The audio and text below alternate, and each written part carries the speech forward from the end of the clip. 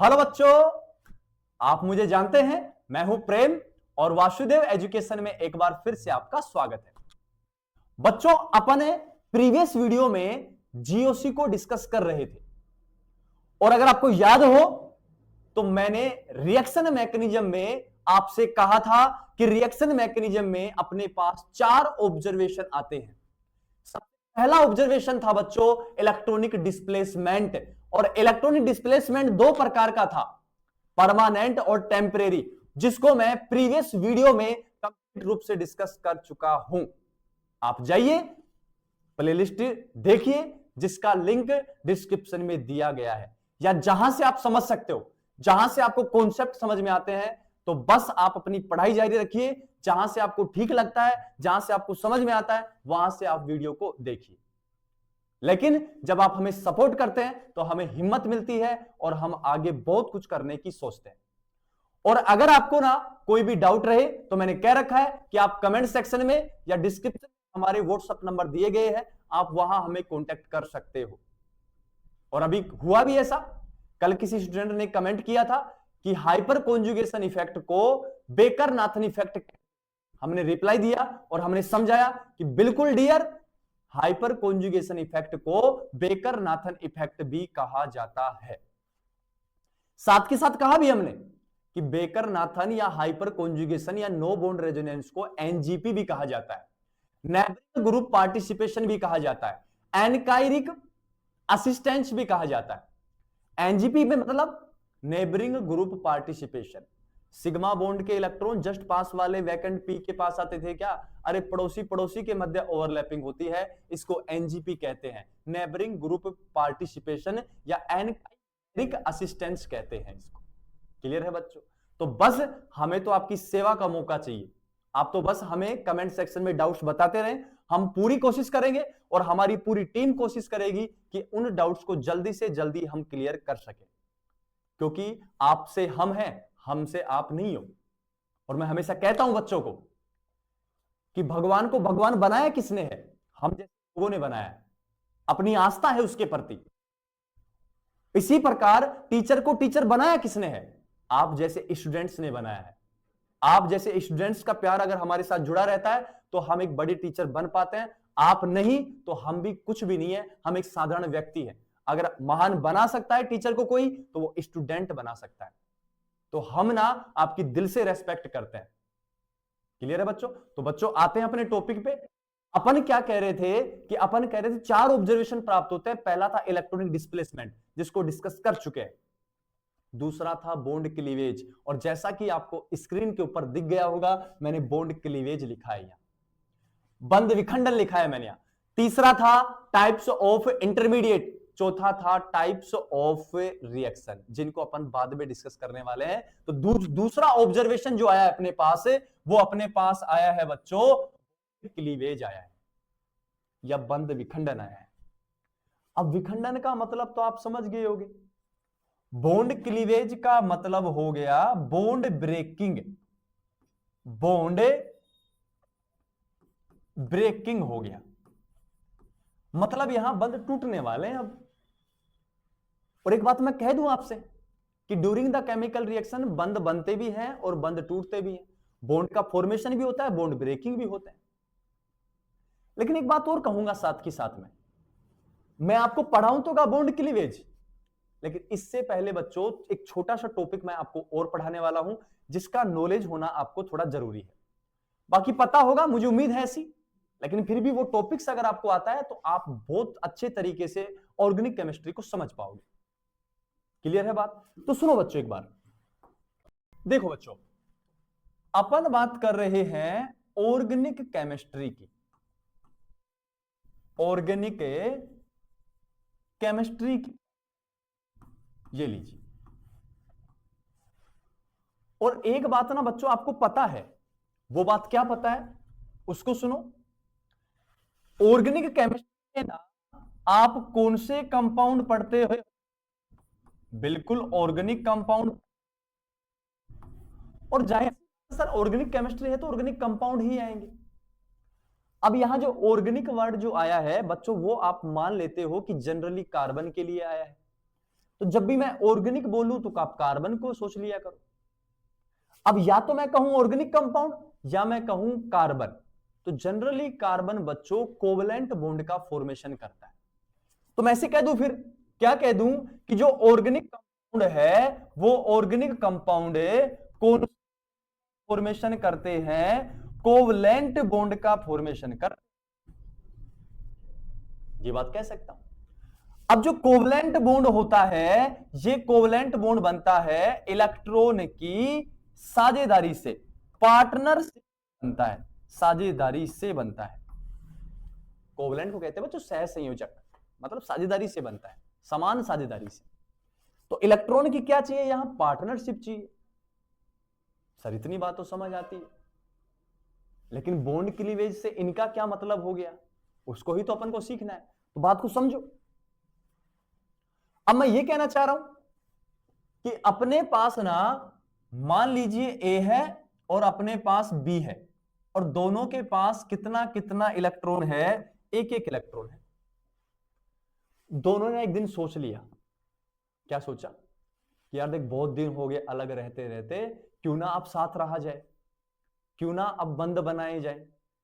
तो बंद बनाएगा तो यहां इलेक्ट्रॉन की साझेदारी करेगा क्या रे? ये लीजिए, ये इलेक्ट्रॉन की क्या कर रहा है बच्चों? इलेक्ट्रॉन की क्या करने जा रहा है? साझेदारी करने जा रहा है।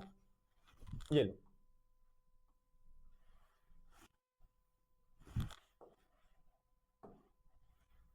इलेक्ट्रॉन, इलेक्ट्रॉन और इलेक्ट्रॉन की क्या करने जा रहा है? साझेदारी। अब जैसे इलेक्ट्रॉन की साझेदारी होगी तो क्या बॉन्ड का फॉर्मेशन होगा? बिल्कुल सर होगा।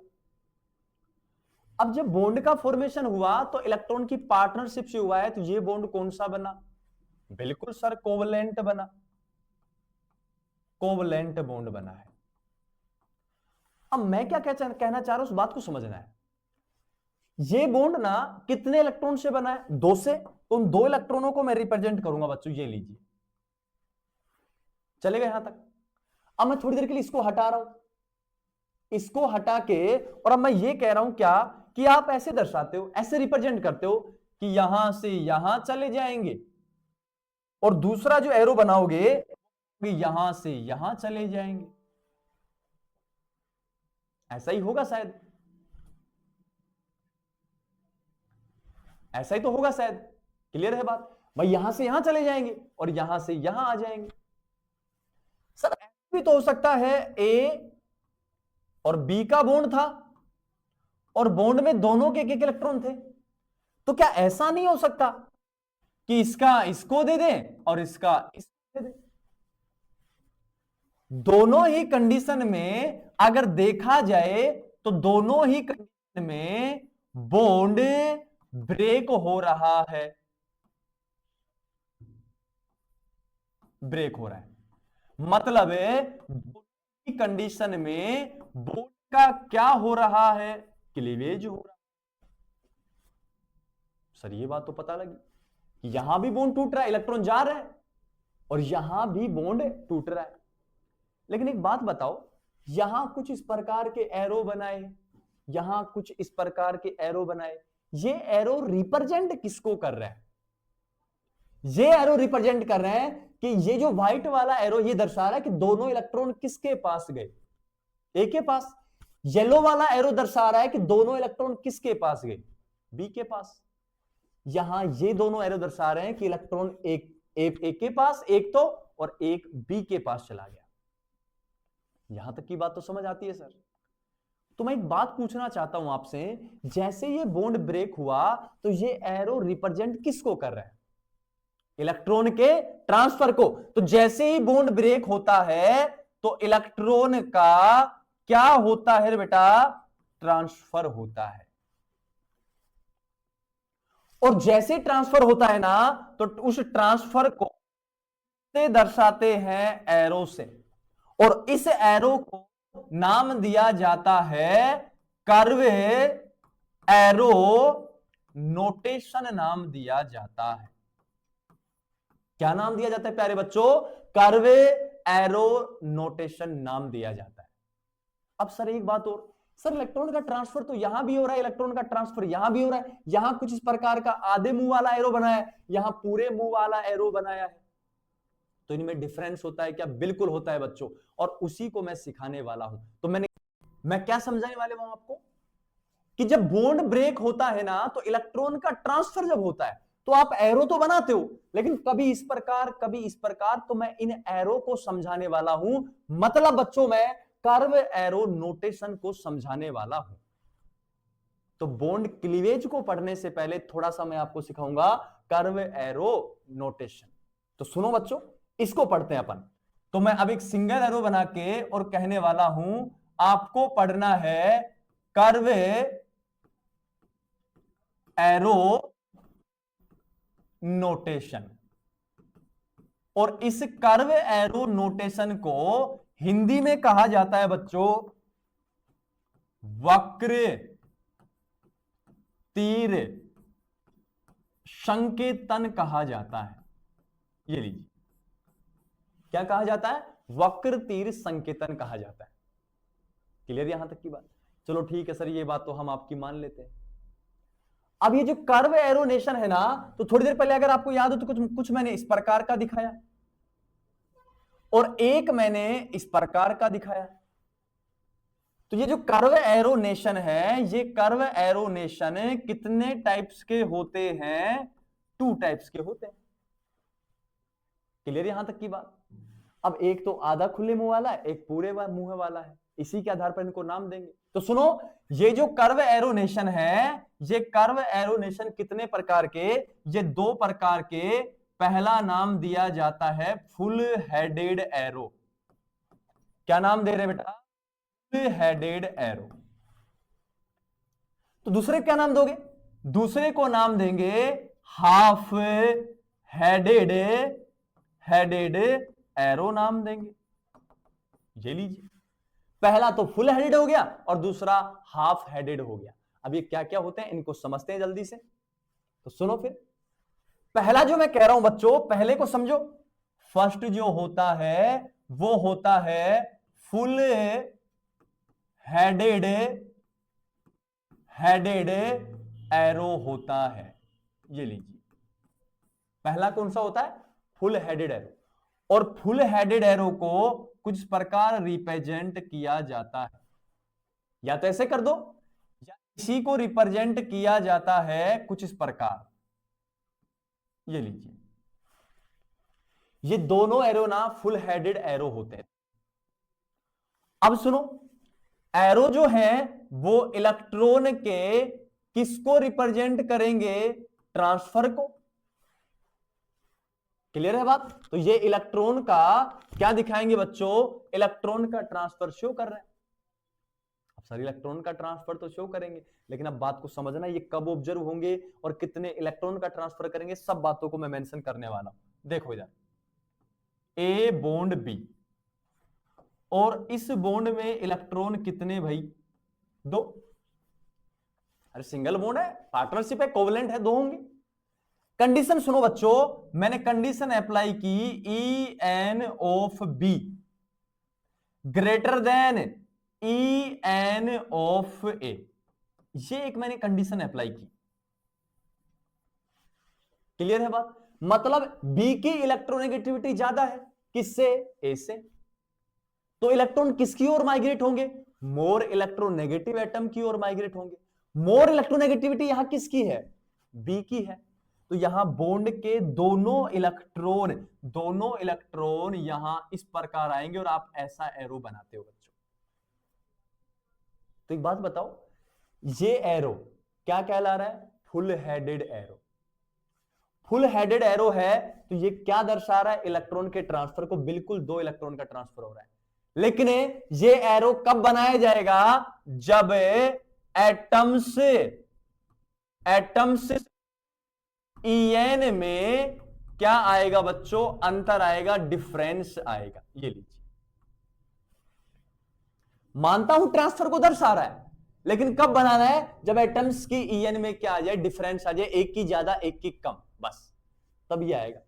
तीसरी बात, ये जो आपके पास एरो है वो कितने इलेक्ट्रॉन के ट्रांसफर को दर्शा रहा है? 2 इलेक्ट्रॉन के ट्रांसफर को दर्शा रहा है। तो ये जो एरो है ये इलेक्ट्रॉन के ट्रांसफर को दर्शा रहा है, 2 इलेक्ट्रॉन के ट्रांसफर को रिप्रेजेंट कर रहा है। अब नेक्स्ट बात सुनो, इसी का आगे बना रहा हूं, ये लो। अच्छा, बी के पास इलेक्ट्रॉन आगे, तो बी के पास बच्चों चार्ज कैसा? नेगेटिव। और यहां एक पर चार्ज कैसा? पॉजिटिव। जहां पॉजिटिव आता है उसको कैटायन धनायन कहते हो, और जहां नेगेटिव आता है उसको एनायन, और आप क्या कहते हो? ऋणायन कहते हो। तो एक बात और बताओ, आप जब भी फुल हेडेड एरो आएगा तो आपके पास कैटायन बनेगा और एनायन बनेगा। मतलब है जब भी आप ऐसे एरो दिखाओ तो कंफर्म है एक जगह पॉजिटिव और दूसरी जगह नेगेटिव चार्ज आने वाला है। और जब पॉजिटिव नेगेटिव आएगा तो एक जगह कैटायन और दूसरी जगह एनायन का फॉर्मेशन होने वाला है। अब देखो सर, ये बात तो समझ में आई, क्या ट्रांसफर हो रहा है, ईएन में अंतर भी आ रहा है, 2 इलेक्ट्रॉन का ट्रांसफर भी हो रहा है, तो कैटायन बन रहा है, एनायन बन रहा है, मतलब आयन बनेंगे, कंफर्म है। सर ऐसा नहीं हो सकता ए की ईएन ज्यादा और बी की कम? हो तो सकता है। तो सुनो, दूसरी कंडीशन अगर मैं यही अप्लाई करूं, सुना फिर खुद सोचना कि क्या सारी बातें अप्लाई होती हैं या नहीं होती हैं। तो सुनो, a bond B, electron 2 electron को दर्शा दिया ये। अब कंडीशन है कि ईएन ऑफ ए ज्यादा है ईएन ऑफ बी से। तो बच्चों ये लीजिए, यहां से यहां चला गया, तो क्या अब भी फुल एडेड आया? कुछ इस प्रकार, पहले ये था तो अब ये आ गया। अरे अब भी तो ए के ऊपर है तो बी के ऊपर चार्ज कैसा? प्लस आ गया। मतलब कैटायन एनायन तो अब भी बने हैं, 2 इलेक्ट्रॉन का ट्रांसफर तो अब भी हुआ है, ईएन में डिफरेंस तो अब भी आया है, और इलेक्ट्रॉन का ट्रांसफर तो अब भी हुआ है। तो ओवरऑल बात करो फुल हेडेड की, फुल हेडेड हमेशा आयन का फॉर्मेशन करेगा, आयन के फॉर्मेशन के साथ साथ 2 इलेक्ट्रॉन का ट्रांसफर दिखाएगा, और साथ के साथ जब ऑब्जर्व होगा जब ईएन में अंतर आएगा। क्लियर यहां तक की बात? अब नेक्स्ट एरो की बात करता हूं।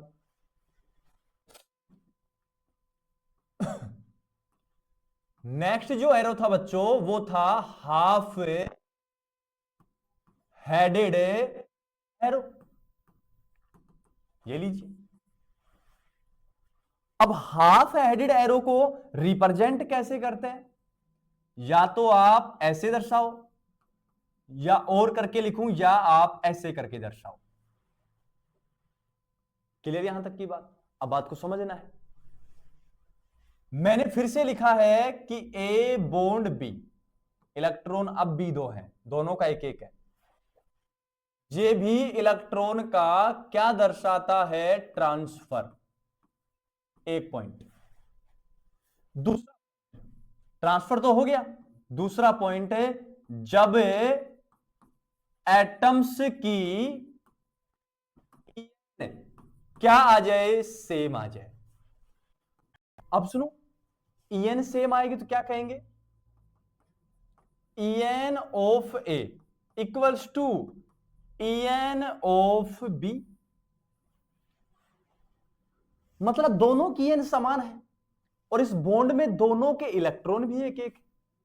तो मजेदार बात होगी, इलेक्ट्रॉन नेगेटिविटी सेम और इलेक्ट्रॉन भी एक एक। तो देखो ये क्या कहेंगे कि देख तू तेरा ले जा, बॉन्ड ही ब्रेक कर रहा है, तोड़ ही रहा है, तो मेरा दे दे। तो मुझे बताएंगे ये जो एरो आ रहा है हाफ हेडेड एरो, ये कितने इलेक्ट्रॉन के ट्रांसफर को दर्शा रहा है? 1 इलेक्ट्रॉन। तो एक बात और कंफर्म हुई कि 1 इलेक्ट्रॉन का ट्रांसफर रिप्रेजेंट करता है। ये लीजिए, चलेगा यहां तक? नेक्स्ट बात, बनेगा क्या यहां? बनेगा ए रेडिकल। ओवरऑल बात यहां फॉर्मेशन किसका होने वाला? क्लियर है बच्चों? तो मेरे कहने का मतलब यह है कि हाफ हेडेड में भी इलेक्ट्रॉन ट्रांसफर हो रहा है, लेकिन जनरली एटम्स की ईएन सेम होनी चाहिए। एक इलेक्ट्रॉन का क्या दर्शाता है? ट्रांसफर, और हमेशा क्या बनाता है? रेडिकल। अभी जो हाफ हेडेड एरो है ना, इसको एक नाम और दिया जाता है, और वो नाम दिया जाता है फिश हुक एरो।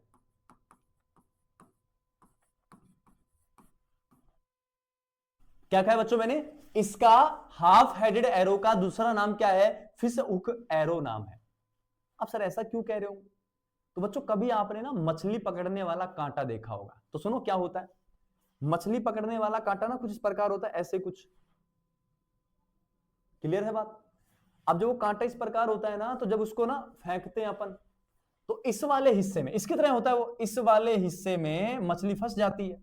ये लीजिए, इस वाले हिस्से में मछली क्या हो जाती है? फंस जाती है इस वाले हिस्से में। तो इस वाले नुकीले हिस्से के कारण ये जो कांटा दिखता है या एरो दिखते हैं, वो फिश हुक के समान दिखते हैं, फिश के कांटे के समान दिखते हैं। इस कारण का दूसरा नाम क्या होता है? फिश हुक एरो नाम होता है। तो बच्चों ये थोड़ी सी ना नॉलेज दी गई आपको बॉन्ड क्लीवेज समझाने से पहले। उम्मीद है आपको बेहतर तरीके से समझ में आया होगा। अब नेक्स्ट वीडियो में अपन कंप्लीट रूप से बात करेंगे बॉन्ड क्लीवेज की, कि क्या होता है, कितने प्रकार का होता है, कब कब कौन से कैटायन एनायन रेडिकल का फॉर्मेशन होता है। मिलते हैं नेक्स्ट वीडियो में। आपसे बस एक ही रिक्वेस्ट है कि आप हमसे अपना साथ बनाए रखें।